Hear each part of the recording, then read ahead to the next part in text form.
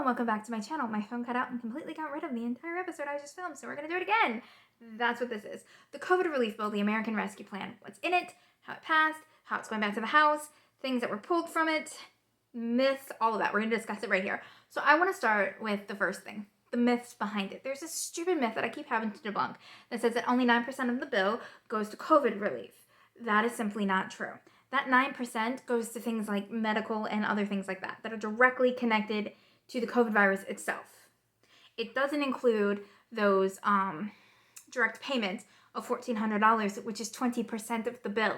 Then you have the state and local government, which is another very large chunk of the bill. You have the foreign aid that helps combat the virus around the world. We'll get into that in a minute. All of these things are all part of the bill. And that is a myth that needs to be debunked right now. Alone, just the $1,400 checks are 20% of that bill. Next, let's talk about this aid, because this is a thing that I'm hearing a lot. Why are we sending a bunch of foreign aid to other countries? Wouldn't we be taking care of ourselves? We are taking care of ourselves by sending foreign aid.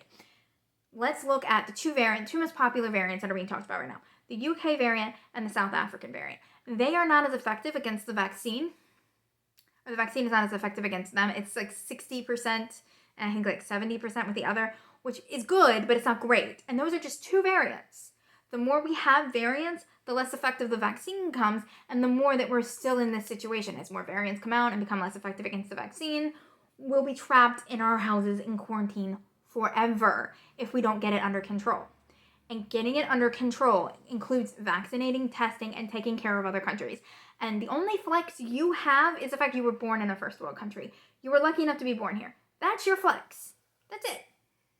So helping other people helps you. So try not to be a selfish prick. The next part that I want to address is the state and local funding. During the pandemic, a lot of states lost a lot of revenue. Tourism, taxes, things like they lost a crap ton of revenue.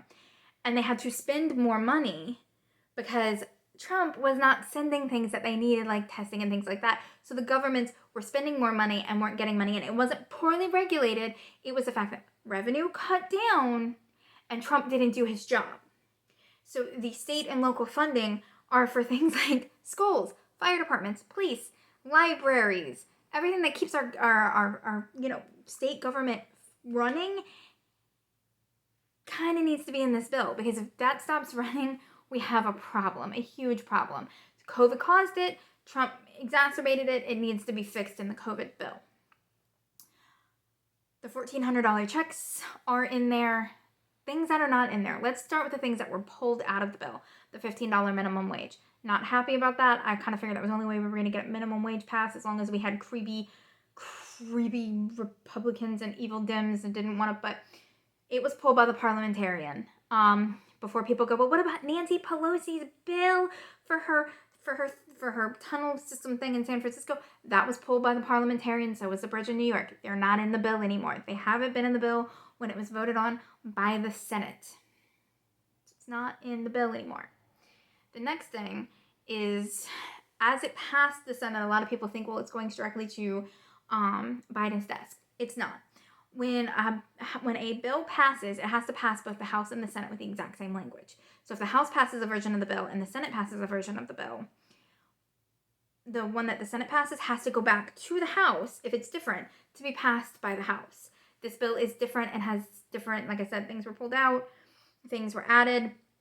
So it has to go back. Once it passes the House, which will be Tuesday, it should be signed by the president probably by Thursday or Friday.